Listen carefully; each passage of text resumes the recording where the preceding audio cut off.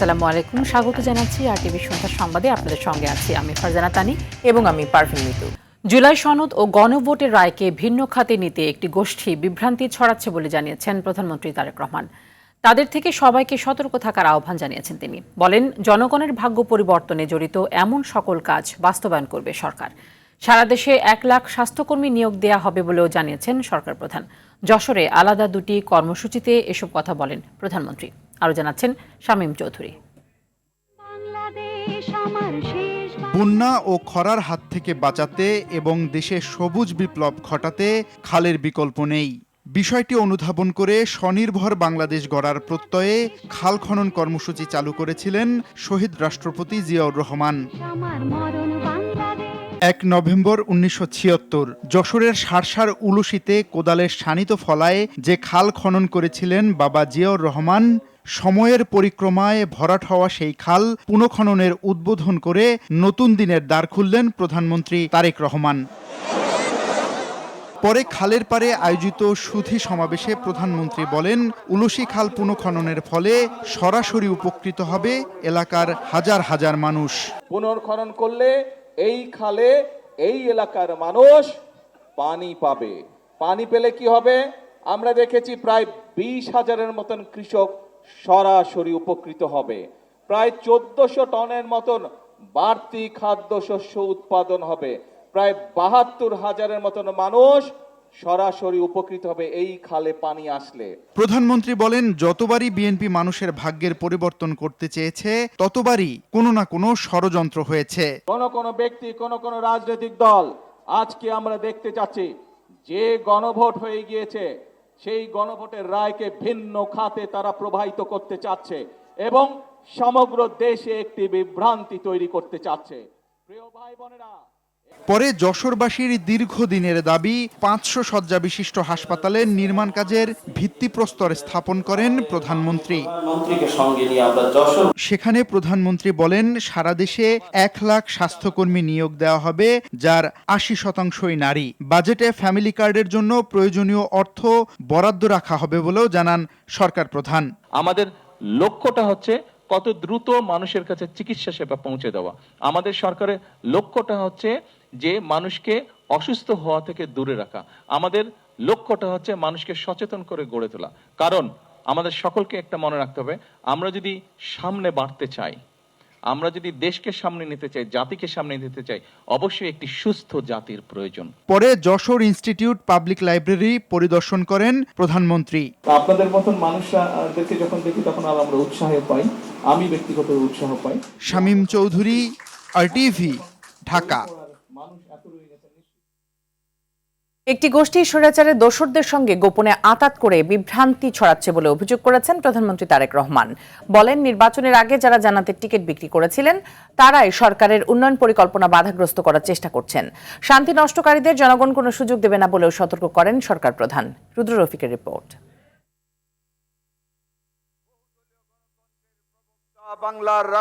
যশোরের ঐতিহ্যবাহী ঈদগাহ ময়দানে জেলা বিএনপি আয়োজিত এই জনসভা। প্রধানমন্ত্রী তারেক রহমানের আগমনের খবরে দুপুর থেকেই জেলার বিভিন্ন উপজেলা থেকে নেতাকর্মীরা জড়ো হতে থাকেন। মুহূর্তেই কানায় কানায় রূপ নেয় জনসভা স্থল।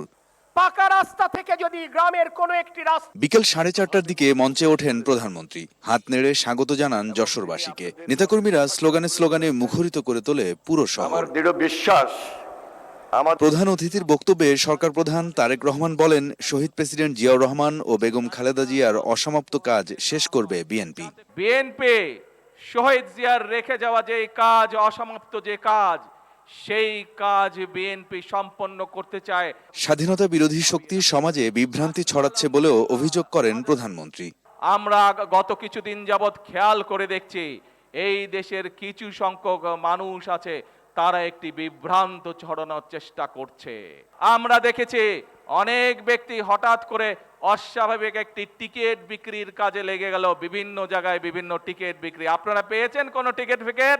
জনগণকে জুজুর ভয় দেখিয়ে কোনো লাভ হবে না বলেও সতর্ক করেন প্রধানমন্ত্রী তারেক রহমান। করব কাজ, গর্ব দেশ। রুদ্র রফিক, আরটিভি, যশোর। জুলাই সনদ বাস্তবায়ন করতে সংবিধান সংশোধন ছাড়া আর কোনো বিকল্প পথ নেই।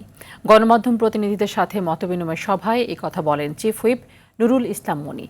সকালে জাতীয় সংসদের এলডি হলে গণমাধ্যম কর্মীদের সাথে মতবিনিময় সভা অনুষ্ঠিত হয়। এ সময় জাতীয় সংসদে সংবাদ কভার করতে গিয়ে নানামুখী সমস্যার কথা তুলে ধরেন গণমাধ্যম কর্মীরা।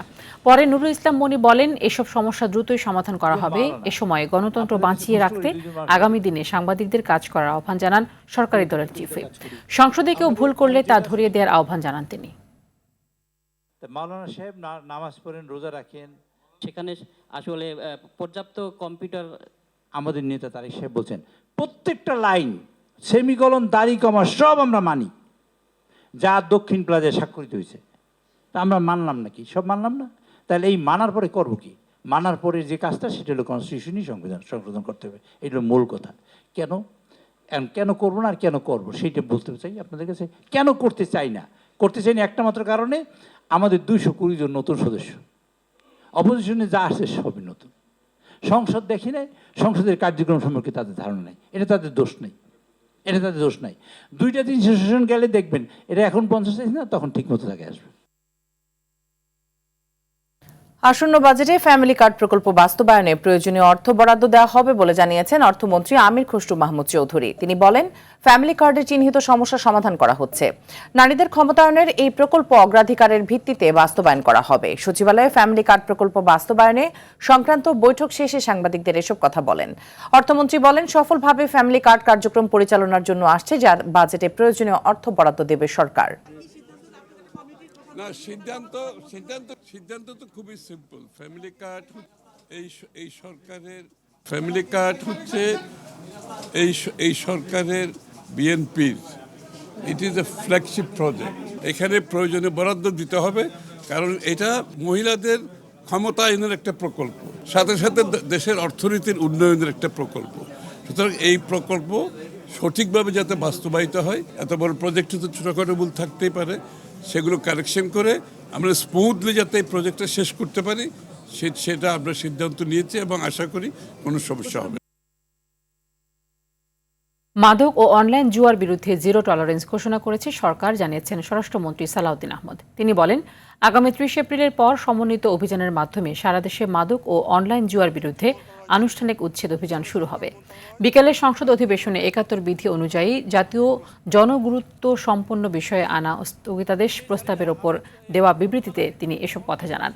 অবৈধ সীসা লাউঞ্জ বন্ধের বিষয়টি নোয়াখালী 2 আসনের সংসদ সদস্য জয়নুল আবেদিন ফারুক নোটিশ আকারে উত্থাপন করেন। নিয়মিত পুলিশ টহলের পাশাপাশি বিভিন্ন সীসা লাউঞ্জ রেস্টুরেন্টে বিশেষ অভিযান পরিচালনা করে অপরাধীদের গ্রেফতার করে আইনের আওতায় আনা হচ্ছে। ঠিকানা পরিবর্তন করে অথবা কোনো আবাসিক বাসস্থানের আড়ালে কোনো প্রকার অবৈধ সীসা লাউঞ্জ যাতে পরিচালিত না হয়, সেই লক্ষ্যে গোয়েন্দা নজরদারি অব্যাহত আছে। আবাসিক বা বাণিজ্যিক ভবনে অবৈধ সীসা লাউঞ্জ স্থাপন করে যাতে কেউ ব্যবসা করতে না পারে, সেই বিষয়ে বিট পুলিশিংয়ের মাধ্যমে ভবন মালিকদেরকে সচেতন করা হচ্ছে। টাঙ্গাইলে অতিরিক্ত লোডশেডিং এ অতিষ্ঠ হয়ে উঠেছে জনজীবন। 12 থেকে 16 ঘন্টা পর্যন্ত দেওয়া হচ্ছে লোডশেডিং। আবার কোথাও এর পরিমাণ গিয়ে দাঁড়াচ্ছে 18 ঘন্টায়। এতে করে চালের মিলগুলোতে উৎপাদন নেমে এসেছে অর্ধেকে। অন্যদিকে কুড়িগ্রামে বাণিজ্যিক উৎপাদনের পাশাপাশি ব্যাহত হচ্ছে শিক্ষার্থীদের লেখাপড়া। নিরবিচ্ছিন্ন বিদ্যুৎ সরবরাহের দাবি গ্রাহকদের।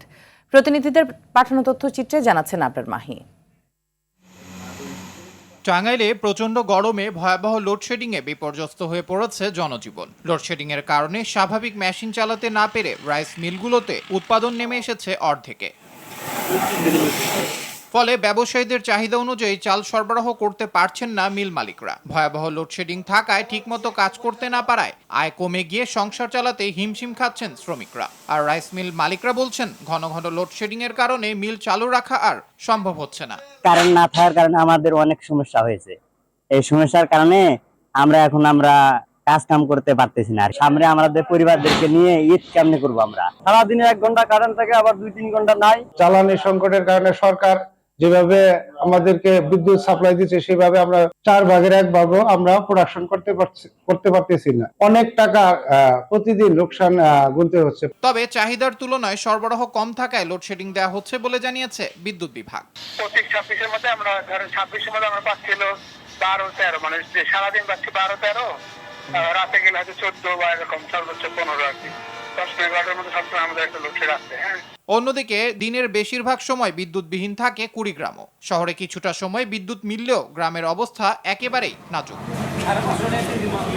অতিরিক্ত লোডশেডিং এর কারণে চরম বিপাকে পড়েছেন আবাসিক এলাকার বাসিন্দা সহ বিদ্যুতের উপর নির্ভরশীল ক্ষুদ্র ও মাঝারি ব্যবসায়ী ও স্কুল কলেজের শিক্ষার্থীরা। এসএসসি পরীক্ষা শুরু হয়েছে, এই কারেন্ট না থাকাতে শিক্ষার্থীরা অনেক কষ্টে দুর্ভোগে ভুগতেছে। একবার যদি কারেন্ট যায় 4-5 ঘন্টা খবর থাকে না। কুড়িগ্রাম লালমনিরহাট পল্লী বিদ্যুৎ বিভাগ জানায় চাহিদার তুলনায় গড়ে 38 থেকে 40 ভাগ বিদ্যুৎ সরবরাহ কম পাওয়ায় 37 ভাগ লোডশেডিং দেয়া হচ্ছে। এ অবস্থার উত্তরণ কবে ঘটবে জানা নেই তাদের। আবরার মাহি, RTV। আগামী সপ্তাহের মধ্যে বিদ্যুতের লোডশেডিং কমে আসবে বলে আশ্বস্ত করেছেন বিদ্যুৎ ও জ্বালানি মন্ত্রী ইকবাল হাসান মাহমুদ টুকু। রাজধানীর একটি হোটেলে সিপিডি আয়োজিত সেমিনারে মধ্যপ্রাচ্যে যুদ্ধ পরিস্থিতির কারণে জ্বালানি তেল আমদানির খরচ $2 বিলিয়ন পর্যন্ত বেড়েছে বলে জানিয়েছেন তিনি। বিদ্যুৎ খাতে বিগত সরকারগুলো রেখে যাওয়া 56,000 কোটি টাকা বকেয়া পরিশোধ করতে সরকার হিমশিম খাচ্ছে বলেও মন্তব্য করেন তিনি। আগামী 5 বছরে 10,000 মেগাওয়াট বিদ্যুৎ উৎপাদন করার লক্ষ্যমাত্রা নির্ধারণ করার কথা জানান বিদ্যুৎ মন্ত্রী। সেমিনারে নবায়নযোগ্য জ্বালানি খাতে দেশি বিদেশি বিনিয়োগ বাড়াতে সরকারের প্রতি আহ্বান জানান বক্তারা।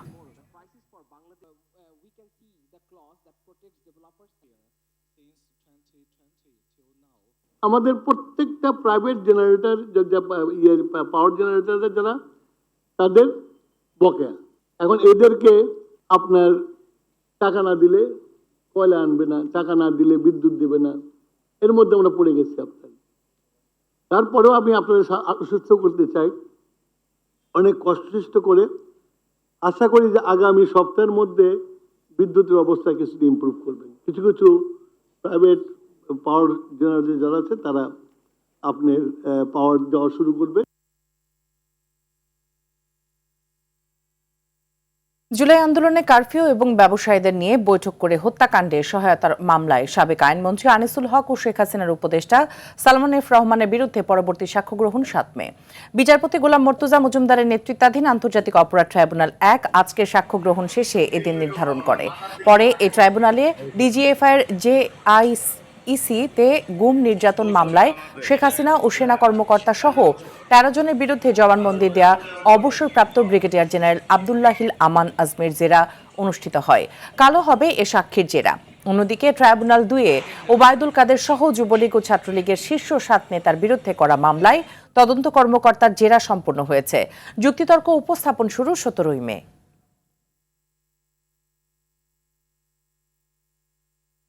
আয় মাসে 50,000 টাকারও কম, অথচ গড়েছেন সম্পদের পাহাড়। পাসপোর্ট অফিসের এক কর্মকর্তাকে ঘিরে উঠেছে এমনই চাঞ্চল্যকর অভিযোগ। রাজধানী ও বাইরে বিভিন্ন স্থানে এই ব্যক্তির নামে বেনামে গড়ে তুলেছেন কোটি টাকার সাম্রাজ্য। বিশেষজ্ঞদের মতে শুধু অভিযুক্ত ব্যক্তি নয়, তার সঙ্গে জড়িত চক্রকে দৃষ্টান্তমূলক শাস্তির আওতায় আনতে হবে। দীপ্তচন্দ্র পালের রিপোর্টে থাকছে বিস্তারিত।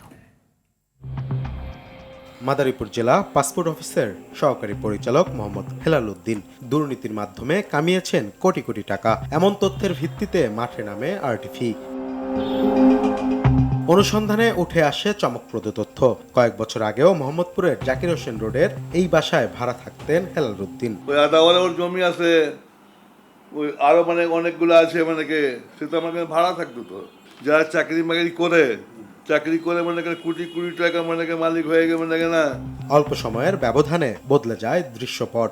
একই এলাকায় এখন তার ও তার স্ত্রী শাইনা পারভিনের নামে রয়েছে 2টি ফ্ল্যাট সহ জমি। মালিক তো বলি না, আমি তো মালিক কইছি। আমি বলছি যে আমরা কেন প্রশ্ন ছিল এই জায়গার মালিক কে? সহকারী পরিচালক মাদারীপুর পাসপোর্টে। ওনার ফ্ল্যাটটা কয়তলা? ওনার ফ্ল্যাট কয়তলা? 4 তলা। উনি তো যতটুকু সম্ভব জানি তো ভাড়া দিয়ে দিচ্ছে। শুধু মোহাম্মদপুরেই নয়, রাজধানীর ধানমন্ডি, বাড্ডা সহ বিভিন্ন এলাকায় নামে বেনামে কিনেছেন জমি ও ফ্ল্যাট। এছাড়াও কেরানীগঞ্জ ও নিজ এলাকা মেহেন্দিগঞ্জেও রয়েছে তার সম্পদের বিস্তার। তবে এসব বিষয়ে ক্যামেরার সামনে কথা বলতে রাজি নন হেলাল। দায় এড়ানোর চেষ্টা করেছে নিয়ন্ত্রক প্রতিষ্ঠান ইমিগ্রেশন ও পাসপোর্ট অধিদপ্তরও। ক্যামেরায় বক্তব্য দিতে রাজি নন অধিদপ্তরের মহাপরিচালক। বিশেষজ্ঞদের মতে শুধু হেলাল উদ্দিন নন, তার সঙ্গে জড়িত পুরো চক্র এবং এই অবৈধ ব্যবস্থার ফাঁকফোকর চিহ্নিত করে কঠোর ব্যবস্থা নিতে হবে। যে ব্যবস্থাকে পুঁজি করে অব্যবস্থাপনা তৈরি করে কেউ লাভবান হচ্ছে, সেই জায়গাটা সংশোধন করতে হবে। এখন ওই যে ব্যক্তির বিরুদ্ধে অভিযোগ, সে সুযোগ পেয়েছে বা সুযোগ পাচ্ছে, অথবা কেউ তাকে সুযোগ দিচ্ছে। আবার এই যে অনিয়মটা, এইটা পাসপোর্টের অনিয়ম একজন ব্যক্তি চাইলেই এই অনিয়মগুলো করতে পারবে না। এখানে একটা চক্র থাকে। তদন্তের মাধ্যমে এটাকে খতিয়ে দেখা হোক, অপরাধের ধরন এবং সম্পৃক্ততার মাত্রা নির্ধারণ করা হোক এবং তার চাকরি বিধি অনুযায়ী ব্যবস্থা গ্রহণ করা হোক। সরকারি চাকরি নাকি অবৈধ সম্পদের নিরাপদ আশ্রয়, হেলাল উদ্দিনের সম্পদের এই রহস্য এখন তদন্তের অপেক্ষায় বলে মনে করেন সাধারণ মানুষ। দীপ্তচন্দ্র পাল, RTV, ঢাকা। ভুল তথ্য ও অপতথ্যের চ্যালেঞ্জ মোকাবেলায় বাংলাদেশ ও যুক্তরাষ্ট্র একসাথে কাজ করবে। এই সমস্যা মোকাবেলায় যুক্তরাষ্ট্রের প্রযুক্তিগত সহায়তা নিতে চায় বাংলাদেশ, এমনটি জানিয়েছেন তথ্য ও সম্প্রচার মন্ত্রী জহিরুদ্দিন স্বপন। সচিবালয়ে মার্কিন দূতাবাস রাষ্ট্রদূতের সাথে সৌজন্য সাক্ষাৎ শেষে এসব কথা বলেন তিনি। এ সময় মন্ত্রী বলেন, অপতথ্য ও ভুল তথ্য সরকারের জন্য এখন বড় চ্যালেঞ্জ। এটা এখন যুদ্ধের মতো হয়ে গেছে। এই সমস্যা যুক্তরাষ্ট্রেও রয়েছে, তাদের অভিজ্ঞতা কাজে লাগিয়ে বাংলাদেশ বের হতে চায়। তথ্যমন্ত্রী বলেন, গণমাধ্যমকে আরও শক্তিশালী করতে বাংলাদেশকে প্রশিক্ষণ এবং নৈতিক সহায়তা দিতে চায় যুক্তরাষ্ট্র।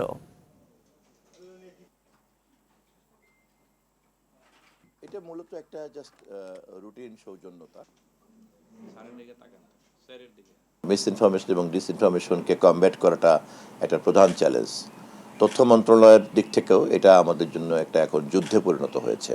আমরা এখন একটা চ্যালেঞ্জ মিডিয়া সিচুয়েশনের মধ্যে আছে সারা পৃথিবী, এবং মার্কিন যুক্তরাষ্ট্রের মতো এরকম একটা প্রযুক্তিগতভাবে উন্নত একটা দেশ, এই নতুন ইকোসিস্টেমকে তারা কিভাবে ম্যানেজ করে, এ ব্যাপারে আমরা পারস্পরিকভাবে আমাদের কিভাবে সহযোগিতা বিনিময় করতে পারি, এটাই ছিল মূলত আলোচনার বিষয়। দেশের সব স্তরের স্থানীয় সরকার নির্বাচন সম্পন্ন করতে ধাপে ধাপে প্রায় 10 মাস থেকে 1 বছর সময় লাগতে পারে বলে জানিয়েছেন স্থানীয় সরকার মন্ত্রী মির্জা ফখরুল ইসলাম আলমগীর। একই সঙ্গে তিনি জানান, ৩,৮২৫ কোটি টাকার ইভিএম প্রকল্পে অনিয়মের অভিযোগে দুদকের তদন্ত চলছে এবং অডিট আপত্তি এখনও নিষ্পত্তি হয়নি। নির্বাচন কমিশনের সিদ্ধান্ত অনুযায়ী ভবিষ্যতে কোনো নির্বাচনে ইভিএম ব্যবহার করা হবে না। এছাড়াও বর্তমানে এসব যন্ত্র সংরক্ষণে রয়েছে। ছিনতাইয়ের ঘটনায় খুন হন কাস্টমস কর্মকর্তা বুলেট বৈরাগী, এমনটাই জানিয়েছেন র্যাবের লিগাল অ্যান্ড মিডিয়া উইংয়ের পরিচালক wing commander MZM Intekhab Chowdhury. তিনি বলেন, চলন্ত সিএনজি থেকে ধাক্কা মেরে ফেলে দেওয়ায় মাথায় আঘাত পেয়ে তার মৃত্যু হয়। এই ঘটনায় 5 জনকে গ্রেপ্তার করেছে র্যাব 11। গ্রেপ্তার 5 জনের মধ্যে 4 জন বুলেট বৈরাগী হত্যার সঙ্গে সরাসরি জড়িত বলে জানান তিনি। আরও জানাচ্ছেন বিপুল দেবরায়। বুলেট বৈরাগী এক চৌকস কাস্টমস কর্মকর্তা, 41তম BCS নন ক্যাডার হিসেবে কুমিল্লা কাস্টমসের বিবির বাজার স্থলবন্দরের সহকারী রাজস্ব কর্মকর্তা হিসেবে কর্মরত ছিলেন।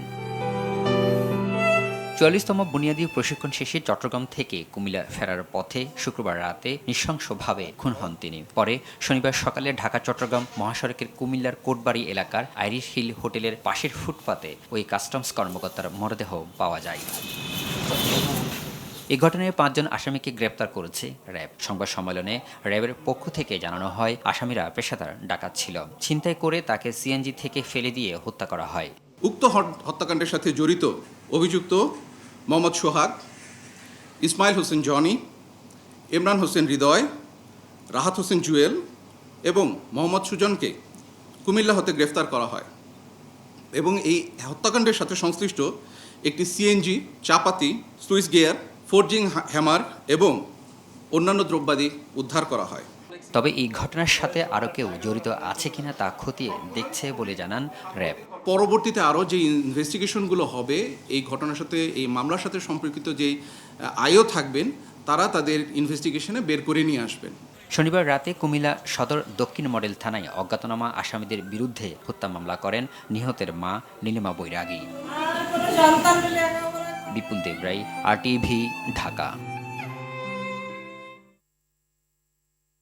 লিমন ও বৃষ্টির মরদেহ দেশে পাঠাতে ফ্লোরিডার মায়ামির কনসুলেট জেনারেল কাজ করছে বলে জানিয়েছে ওয়াশিংটনের বাংলাদেশ দূতাবাস। এক বিজ্ঞপ্তিতে বলা হয়েছে, ফ্লোরিডা অঙ্গরাজ্যের পিনেলাস কাউন্টি থেকে আরও একটি মরদেহের খণ্ডাংশ উদ্ধার করা হয়েছে। তবে সেটি বৃষ্টির কিনা তা এখনও নিশ্চিত হওয়া যায়নি। মরদেহের খণ্ডিত অংশগুলো বর্তমানে পিনেলাস কাউন্টি মেডিকেল এক্সামিনারের দপ্তরে রাখা হয়েছে। ফরেনসিক পরীক্ষার মাধ্যমে দেহাবশেষের পরিচয় শনাক্ত করার চেষ্টা চলছে। দূতাবাসের বিজ্ঞপ্তিতে আরও বলা হয়েছে, বাংলাদেশি দূতাবাস ও কনসুলেট জেনারেল মার্কিন পররাষ্ট্র দপ্তরের সঙ্গেও নিয়মিত যোগাযোগ রাখছে এবং যুক্তরাষ্ট্রে অবস্থানরত বাংলাদেশি শিক্ষার্থী ও বসবাসরত বাংলাদেশিদের নিরাপত্তা নিশ্চিত করার অনুরোধ জানিয়েছে। মানহানির মামলায় হাইকোর্ট থেকে আগাম জামিন পেয়েছেন কুষ্টিয়া ৩ আসনের জামায়াতের সংসদ সদস্য মুফতি আমির হামজা। এ মামলার কার্যক্রম শেষ না হওয়া পর্যন্ত তাকে জামিন দেওয়া হলেও ভবিষ্যতে বিরূপ মন্তব্য করার ক্ষেত্রে সতর্ক থাকতে বলেছে হাইকোর্ট। গত ২৬ মার্চ কুষ্টিয়ায় জুমার নামাজের আলোচনায় জ্বালানি মন্ত্রী ইকবাল হাসান মাহমুদ টুকুকে নিয়ে বিরূপ মন্তব্য করেন আমির হামজা। এ মন্তব্যের কারণে ২রা এপ্রিল তার বিরুদ্ধে মানহানির মামলা করেন সিরাজগঞ্জ জেলা আইনজীবী সমিতির সাধারণ সম্পাদক হুমায়ুন কবির। এ মামলার পরিপ্রেক্ষিতে আমির হামজার নামে গ্রেপ্তারি পরোয়ানা জারি করে সিরাজগঞ্জের চৌহালি আমলি আদালত। এই আদেশটি আমরা আজকে একটি আইনজীবী সার্টিফিকেট দিয়ে দিচ্ছি ওনাকে। উনি আজকেও সংসদে অংশগ্রহণ করবেন, গতকালকেও সংসদে অংশগ্রহণ করেছেন। তো এই আদেশের মাধ্যমে আপাতত ওনার বিরুদ্ধে যে অ্যারেস্ট ওয়ারেন্ট জারি হয়েছিল তার কার্যকারিতা থাকলো না। ওনার মতন একজন ইসলামিক চিন্তাবিদ আর উনি দায়িত্বশীল পদে থেকে, দায়িত্বশীল জায়গা থেকে এইসব কথা যাতে আর না বলে, কোর্টকে আমরা এটাই বলছি যাতে উনি পরবর্তীতে লাগামহীনভাবে ওইসব কথাবার্তা না বলেন। জ্বালানি তেলের সরবরাহ বৃদ্ধি পাওয়ায় রাজধানীর অধিকাংশ ফিলিং স্টেশনে জটলা কমছে চালকদের, সেই সাথে কমেছে ভোগান্তি। এখন আর ঘন্টার পর ঘন্টা তেলের জন্য অপেক্ষা করতে হচ্ছে না, অল্প সময়ের ব্যবধানে তেল পাচ্ছেন চালকরা। ফুয়েল পাসের কারণে ফিরে এসেছে পাম্পগুলোতে শৃঙ্খলা, তবে চালকরা বলছেন এখনও অধিকাংশ ফিলিং স্টেশন পুরোপুরি খুলছে না। প্রতিটি পাম্পে ২৪ ঘন্টা তেল পাওয়া গেলে ভোগান্তি আরও কমে যাবে বলে মনে করছেন তারা।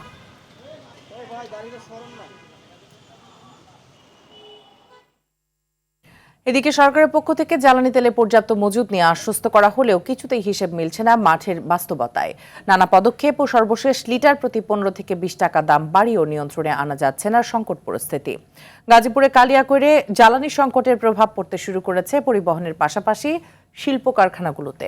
উপজেলার ১৭টি পাম্পের মধ্যে ২-১টি পাম্পে তেল দিতে দেখা গেলেও রয়েছে দীর্ঘ লাইন। এতে চরম দুর্ভোগে পড়েছে অফিসগামী ও বিভিন্ন পেশার মানুষ। সংকটকে পুঁজি করে ঘটছে অবৈধ মজুদ ও কালো বাজারের মতো ঘটনা। ঢাকার দামরায়ে অভিযান চালিয়ে ৬০০ লিটার অবৈধভাবে মজুদ করা ডিজেল জব্দ করেছে উপজেলা প্রশাসন। পরে জব্দ করা এসব ডিজেল সরকার নির্ধারিত মূল্যে বিক্রি করে ওই অর্থ সরকারি কোষাগারে জমা করার সিদ্ধান্ত নেওয়া হয়। তো ৮টা দেখে আসছে, একটাতেও নাই। খুব ভয়াবহ অবস্থা ভাই, এটা আসলে সরকারের নজরদারি করা উচিত। অবস্থা ভাই, আমরা তো অফিসের কাজ করি ভাই, অফিসের সময় মেনটেন করতে পারতেছি না, তেলের ওয়েট করতে হয় ৪ ঘন্টা ৫ ঘন্টা। থামছে না হামের সংক্রমণ, উদ্বেগজনক হারে বাড়ছে মৃতের সংখ্যাও। আতঙ্ক বাড়ছে অভিভাবকদের মধ্যে। গত ২৪ ঘন্টায় ময়মনসিংহ মেডিকেল কলেজ হাসপাতালে হামে আক্রান্ত হয়ে আরও ৩৭ শিশু ভর্তি হয়েছে। হাসপাতাল থেকে সুস্থ হয়ে বাড়ি ফিরেছে ৩৯ শিশু। আইসোলেশন ওয়ার্ডে চিকিৎসাধীন রয়েছে ৮২ শিশু। হাসপাতাল কর্তৃপক্ষ জানিয়েছে, গত ১৭ মার্চ থেকে হামের লক্ষণ নিয়ে ময়মনসিংহ মেডিকেল কলেজ হাসপাতালে মোট ৮৯৩ শিশু ভর্তি হয়। এর মধ্যে সুস্থ হয়ে বাড়ি ফিরে গেছে ৭৯৪ শিশু। মানিকগঞ্জে এখন পর্যন্ত ৩৩৩ জন হামে আক্রান্ত হিসেবে শনাক্ত হয়েছে। বরগুনায় নতুন করে হামে আক্রান্ত হয়েছে আরও ১০ জন। ১ জানুয়ারি থেকে বরগুনায় ৩৩৮ জন হামে আক্রান্ত রোগী শনাক্ত হয়েছে। দেশের বিভিন্ন অঞ্চলে বজ্রপাতজনিত প্রাণহানি কমাতে কৃষক ও জেলেদের সুরক্ষায় সরকার একাধিক উদ্যোগ নিয়েছে বলে জানান দুর্যোগ ব্যবস্থাপনা ও ত্রাণ মন্ত্রী আসাদুল হাবিব তুলু। বলেন, সচেতনতা বৃদ্ধি, সাইরেন স্থাপন, তালগাছ রোপণ এবং বজ্র নিরোধক টাওয়ার বসানোর মাধ্যমে ঝুঁকি কমানোর পরিকল্পনা নেওয়া হয়েছে।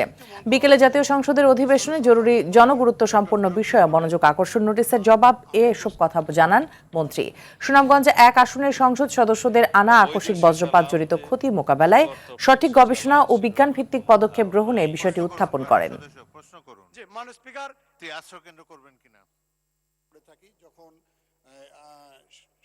যখন আকাশে ঘন মেঘ জমে, তখন যদি তারা নিজেদের একটি নিরাপদ আশ্রয় গ্রহণ করে তাহলে এখানে প্রাণহানি খুব কম হবে।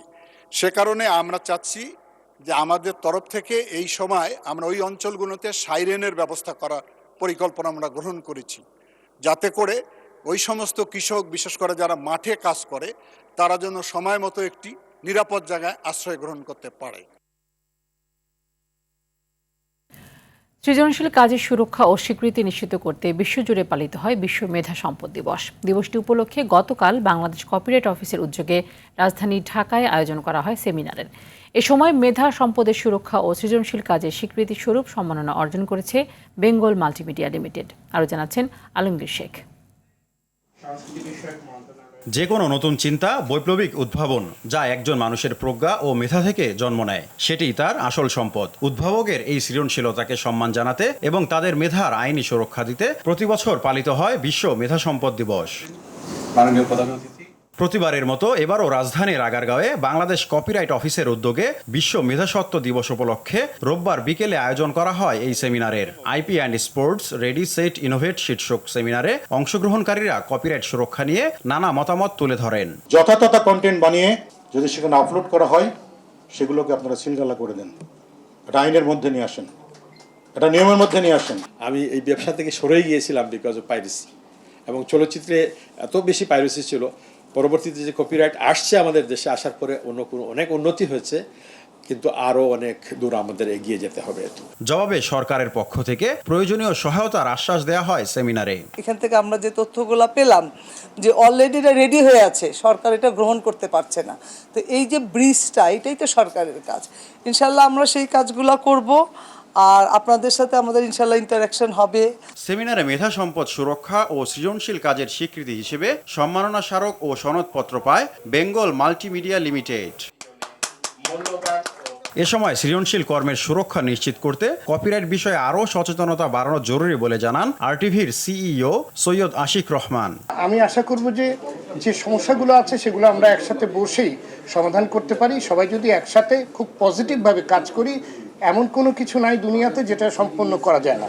তো ভবিষ্যতে নিশ্চয়ই আমরা আমাদের আরও যে সমস্যাগুলো আছে সেগুলো নিয়ে আসবো এবং একসাথে বসে সমস্যার সমাধানগুলো করব। কাউকে দৃষ্টান্তমূলক শাস্তি দেওয়া যায়, তখন কিন্তু মানুষ বুঝবে যে যেখানে সেখানে যে কারো মেধাসত্ব নিয়ে খেলা করা যাবে না, কিংবা সে ব্যবহার করতে পারবে না। মেধা সম্পদের যথাযথ সুরক্ষা নিশ্চিত করা গেলে দেশের সৃজনশীল শিল্প আরও এগিয়ে যাবে বলে মত দেন উপস্থিত সবাই। আলমগীর শেখ, আরটিভি, ঢাকা। মার্কিন যুক্তরাষ্ট্রের সাথে সম্পাদিত অসম বাণিজ্য চুক্তি সহ সকল জাতীয় স্বার্থ বিরোধী চুক্তি বাতিলের দাবি জানিয়েছে সাম্রাজ্যবাদ ও যুদ্ধবিরতি জোট। বাংলাদেশ কমিউনিস্ট পার্টি সিপিবি ও বাংলাদেশ সমাজতান্ত্রিক দল বাসদ সহ 11 দলের সমন্বয়ে গঠিত এই জোট বিকেলে জাতীয় সংসদে ভবনের সামনে এ দাবি জানান। তারা বলেন 13তম জাতীয় সংসদ নির্বাচনের মাত্র 3 দিন আগে এই চুক্তি স্বাক্ষর হয়, যা বাস্তবায়ন হলে বাংলাদেশ সার্বিকভাবে ক্ষতির সম্মুখীন হবে। আন্তর্জাতিক বাজারের চেয়ে বেশি দামে আমেরিকা থেকে পণ্য কিনতে এই চুক্তিতে বাংলাদেশকে বাধ্য করা হয়েছে বলে তুলে ধরেন বক্তারা। চুক্তিতে যা যা আছে, কারণ অন্তর্বর্তীকালীন সময়ে যখন চুক্তিটা করা হয় তখন সেটা গোপন চুক্তি ছিল। কি কারণে সেটা গোপন চুক্তি, সেটা ব্যাখ্যা এই সরকারকে দিতে হবে। আমাদের দেশের আবেগ, আমাদের অর্থনীতি, আমাদের সংবিধান এবং আমাদের সংস্কৃতি, এই চারটারই বিরুদ্ধে যে চুক্তি করা হয়েছে, এই চুক্তি বাতিল করার অধিকার জনগণের আছে। এই বাংলাদেশের অর্থনীতিকে পঙ্গু করে দেওয়ার জন্য যে চুক্তি করা হয়েছে সেটা আমাদের অর্থনীতি পরিপন্থী। সন্ধ্যার সংবাদ এই পর্যন্তই। রাতের সংবাদ 11:15টায় দেখার আমন্ত্রণ রইল। ধন্যবাদ সবাইকে। ধন্যবাদ।